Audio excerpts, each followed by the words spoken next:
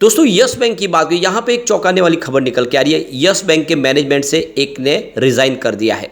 अभी ये रिज़ाइन किस पोस्ट से हुई है और इसके पीछे वजह क्या, उसको समझने की कोशिश करेंगे। और देख सकते हो कि यस बैंक में मैनेजमेंट में पिछले दिनों कुछ लगातार बदलाव हो रहे, कुछ नया मैनेजमेंट आ रहा है। क्या कुछ बड़ा होता है वो दिखाई देगा आने वाले समय में, क्योंकि यस बैंक आने वाले समय में अपनी मजबूती के साथ आगे बढ़ने के लिए तैयारी शुरू कर चुकी है। यस बैंक ने पिछले दिनों काफ़ी अच्छा प्रदर्शन भी किया है। अब क्वार्टर 2 भी आने वाला है, कैसी संभावना रह सकती है। अगर क्वार्टर 2 बेहतर होगा तो फिर यस बैंक में तेजी को कोई रोक नहीं पाएगा। पिछले दिनों जो प्रॉब्लम थी उसकी लॉक इन पीरियड की, वो भी खत्म हो चुकी है। ऐसे में एक पॉजिटिव ट्रिगर स्टॉक को बहुत ऊपर लेके जा सकता है, क्योंकि आप देख सकते हो कि डिजिटल ट्रांजैक्शन में इसने एक माइलस्टोन अचीवमेंट किया है। पूरे इंडिया में जितने भी डिजिटल ट्रांजैक्शन उसमें हर 3 में से एक यस बैंक के माध्यम से होता है, यानी एक बड़ा इनका योगदान है। और अब देख सकते हो जो नया स्लोगन है, लाइफ को बनाओ रिच, उसके माध्यम से प्रीमियम कस्टमर को टारगेट भी कर रहे हैं। तो क्या इस समय यस बैंक में इन्वेस्टमेंट करना चाहिए? तो यहाँ पे कुछ बड़ी अपडेट है जिसको समझेंगे इस वीडियो के माध्यम से। यस बैंक ने अपनी सब्सिडीज कंपनी में अपनी हिस्सेदारी को बढ़ा दिया है। तो क्या यस बैंक आने वाले समय में अपने प्रदर्शन को लेकर और कुछ नए फैसले ले सकते हैं, जानने की कोशिश करेंगे इस वीडियो के माध्यम से। लेकिन फ्रेंड, उससे पहले अगर आप पहली बार हमारे चैनल पे आए तो चैनल को सब्सक्राइब कर दीजिए, एक बेल आइकॉन दबा दीजिए ताकि जब भी नया वीडियो बने पहला नोटिफिकेशन आपको मिले। वीडियो पसंद आए तो लाइक शेयर जरूर कीजिए। चलो फ्रेंड्स, वीडियो स्टार्ट करते हैं। मैं हूँ आपका दोस्त SB दवे और हमारे अपने चैनल ऑनलाइन कमाई में आपका बहुत बहुत स्वागत है। सबसे पहले आज के बाजार की बात करें, BSE सेंसेक्स 65,828 के स्तर पे क्लोजिंग दिया, जहां पे 320 पॉइंट की तेजी थी, यानी 0.49% अप पर BSE सेंसेक्स ने क्लोजिंग दिया। वैसे देख सकते हो इंट्राडे में तो 1% के आसपास की ज़बरदस्त तेजी बनी थी। ऊपर के लेवल से देखें तो लगभग 300 पॉइंट की वापस कुछ जो है मार्केट की जो तेज़ी थी वो खत्म भी हुई है। निफ्टी 50 की बात करें तो आज 19,638 के स्तर पर क्लोजिंग है, जहाँ पे 0.59% की तेज़ी देखने को मिली। निफ्टी बैंक के अंदर तेज़ी थोड़ी ठीक थी, 44,584 के स्तर पे 0.64% की तेज़ी थी। और निफ्टी PSU बैंक ने आज कमाल किया, 5,258 के स्तर पे 1.63% की बम्पर तेज़ी थी। तो सरकारी बैंकों ने आज फिर से दौड़ लगाई है। पिछले कई दिनों से सरकारी बैंक दौड़ ही रहे। निफ्टी प्राइवेट बैंक की बात करें तो 23,101 के स्तर पे 0.73% की तेज़ी थी। ओवरऑल देखें तो बैंकिंग शेयरों में तेज़ी अच्छी थी। अब यहाँ पे यस बैंक की बात करें, स्टॉक की शुरुआत 17.40 पर हुई। शुरुआत पॉजिटिव हुई क्योंकि क्लोजिंग थी कल की 17.25 के आसपास। इंट्राडे में 17.45 का हाई भी बना, जो लो है वो 17 का है। तो देख सकते हो स्टॉक में दिन में गिरावट भी हुई और कुछ तेजी भी बनी। अंत में क्लोजिंग बिल्कुल फ्लैट रही 17.25 के आसपास, न गिरावट बनी न तेजी बनी। तो आप देख सकते हो कि थोड़ा सा समय अभी भी दबाव दिखाने को मिल रहा है। लेकिन बाजार के लिए भले ही आज तेजी बनी हो, क्लोजिंग पॉजिटिव हो, लेकिन FI अभी भी बाजार में बिकवाल बने, वो लगातार बिकवाली करे। आज FI ने 10,058 करोड़ का नया इन्वेस्टमेंट किया, लेकिन सामने 11,744 करोड़ रुपीज़ का माल बेच दिया। इस तरह से उनका जो बिकवाली का आंकड़ा निकल कर आया है वो आज 1,685 करोड़ का निगेटिव है। और इस महीने में उन्होंने करीब 26,690 करोड़ रुपीज़ का ज़बरदस्त माल बेच दिया है। तो लगातार वो सिर्फ बायर नहीं बल्कि सेलर बने हुए, लगातार बिकवाली कर रहे हैं। ऐसे में बाजार को बड़ी तेज़ी की संभावना अभी फिलहाल नहीं दिख रही है।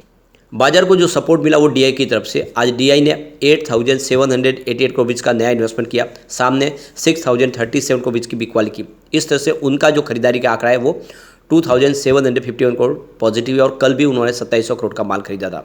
इस महीने में उन्होंने करीब 20,312 करोड़ रुपीज़ का माल खरीद दिया है। लेकिन बिकवाली जो है FI की वो काफ़ी बड़ी है और इस वजह से अभी भी थोड़ा सा नरमी का वातावरण बना हुआ है। अगर हम यस बैंक के वॉल्यूम को देखें तो बहुत ज़बरदस्त स्टेबिलिटी आ चुकी है। पिछले एक महीने पहले इसका 28 करोड़ का वॉल्यूम था, 8 करोड़ की डिले उठाई गई थी। 1 वीक पहले 16 करोड़ का वॉल्यूम होता, 5 करोड़ की डिले उठाई गई थी। कल 16 करोड़ का ही वॉल्यूम हुआ और 4 करोड़ की डिले उठाई गई थी। आज भी 16 करोड़ का ही वॉल्यूम हुआ। तो चाहे 1 वीक के हिसाब से देखें या कल देखें, आज वॉल्यूम 16 करोड़ के आसपास ही है। यानी एक तरह से देखें तो स्टॉक के अंदर ठहराव सा है। इसमें अभी उठापटक बिल्कुल बंद है, यानी एक बड़े ट्रिगर का इंतजार और फिर एक शानदार तेजी की शुरुआत हो सकती है। अब जैसे कि क्वार्टर 2 कंप्लीट हो चुका है, जल्द ही हमारे सामने क्वार्टर 2 का रिजल्ट भी आएगा। रिजल्ट बेहतर रहेगा तो यस बैंक में एक शानदार तेजी की शुरुआत होगी और यस बैंक के स्टॉक को कोई रोक नहीं पाएगा। अब यहाँ पे यस बैंक ने एक्सचेंज को जानकारी दी है कि उनके एक सीनियर मैनेजर ने आप देखें तो अपनी पोस्ट से रिजाइन किया। यह है मिस्टर हरीश गुप्ता, जो country head stress asset management के अंदर थे।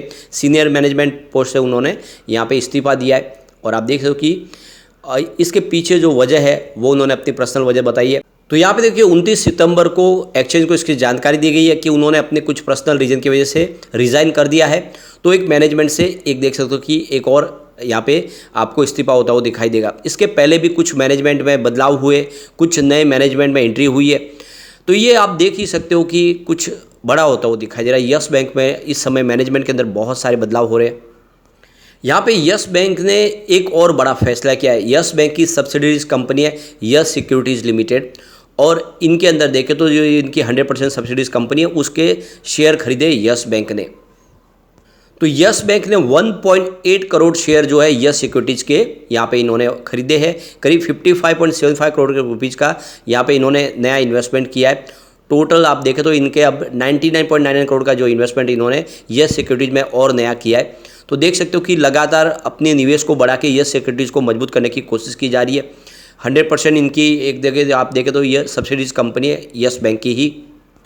आरबीआई ने 17 अगस्त को ही लेंडर का जो प्रपोजल था उसको मान लिया था, और देखो कि इन्होंने अपनी यहाँ पे इन्वेस्टमेंट बढ़ाई है कंपनी के अंदर, जिससे आने वाले समय में यस सिक्योरिटीज़ का जो बिजनेस है वो पूरी तरह से पारदर्शी तरीके से आगे बढ़ पाए, उसमें किसी प्रकार की प्रॉब्लम ना हो।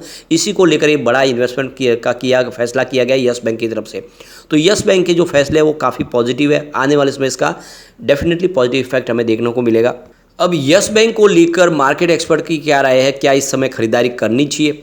तो देख सकते हो कि यस बैंक में आप 28 सितंबर को देखें तो 1.8% की तेज़ी बनी थी, लेकिन उसके बाद में जो है क्लोजिंग वो नेगेटिव रही, क्योंकि बाजार में भी गिरावट हुई है और इस वजह से 0.29% की गिरावट के साथ में क्लोजिंग देखने को मिल रही है। तो ऊपर के लेवल से कुछ गिरावट हुई थी और आज हमने फ्लैट क्लोजिंग देखी है। तो यहाँ पे देख सकते हो कि मार्केट एक्सपर्ट सवेंद्र श्रीवास्तव ने यहाँ पे जो CNBC आवाज़ के कार्यक्रम में कहा है कि यस बैंक का स्टॉक कुछ खास पसंद लोगों को नहीं आ रहा है। जिन निवेशकों के पास शेयर है उसके लिए थोड़ी तेज़ी आने पर निकलने की सलाह रहेगी। तो एक तरह से देखें तो मार्केट एक्सपर्ट इनमें से निकलने की सलाह दे रहे। तो सवेंद्र श्रीवास्तव ने कहा कि लीगेसी और पेनी ये दोनों फ्लेवर्स मुझे पसंद नहीं है। यस बैंक के मामले में बहुत ज़्यादा शेयर हो गए, साथ ही लीगेसी भी है। इतने लोग यहाँ पर ऊपर नीचे के भाव में फंसे हुए और इस वजह से काफ़ी तकलीफ में 3-4 सालों में देखें तो करीब 12 रुपये से स्टॉक 24-25 की रेंज तक ही पहुंच पाया और वहाँ पे फंसा हुआ है। ऐसे में 2020 में ये जो चल रहा है, इस वजह से इसमें एक बड़ा ब्रेकआउट आने की आवश्यकता होगी, तभी इसमें तेज़ी की संभावना बनेगी। और उन्होंने कहा कि इस स्टॉक को काफ़ी निवेशकों ने आस के साथ लगाया हुआ है, लेकिन जब तक ये 24-25 की रेंज को पार नहीं करता तब तक इसमें बड़ा मुश्किल है। ऐसे में निवेशक अगर इस स्टॉक में बने रहना चाहते हैं तो वे बने रहे, लेकिन उन्हें ध्यान रखना चाहिए कि पिछले करीब 2.5-3 साल से इस रेंज को पार नहीं कर पाए। ऐसे में थोड़ा ऊपर जाने पर बेचना, मुनाफा वसूल करने ज़्यादा सही रहेगा, यानी उनके हिसाब से ऊपर के लेवल में प्रॉफिट बुकिंग करनी चाहिए।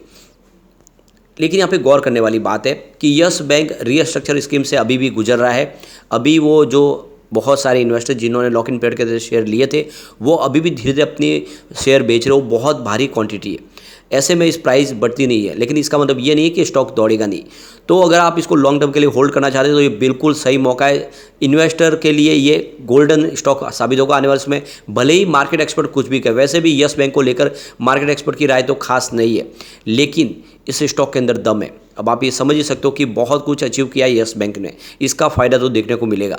तो अगर आप लॉन्ग टर्म इन्वेस्टर तो इसमें बने रहे। और मैंने जितने स्टॉक आपको बताए होंगे वो सारे दौड़े, लेकिन बहुत समय तक रुके रहे। चाहे सुजलॉन देख सकते हो, 2-2 साल 3 साल तक स्टॉक नहीं दौड़ा। 8 रुपीज़ के आसपास तो 1.5 साल तक रहा, अब दौड़ा। देख सकते हो कि 25 को उसने पार भी किया।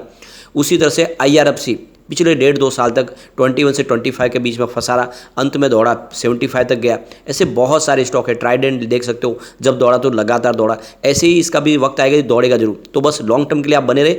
ये वाकई में अच्छा स्टॉक है, आपको अच्छा रिटर्न दे सकता है। लेकिन फ्रेंड, कोई भी इन्वेस्टमेंट करने से पहले अपने फाइनेंशियल एडवाइजर बारे ले ले या अपना खुद का रिसर्च करें, क्योंकि मैंने वीडियो आपके एजुकेशनल पर्पज़ के लिए ही बनाया। वीडियो पसंद आए तो लाइक से जरूर कीजिए और चैनल को सब्सक्राइब कर दीजिए। Thank you.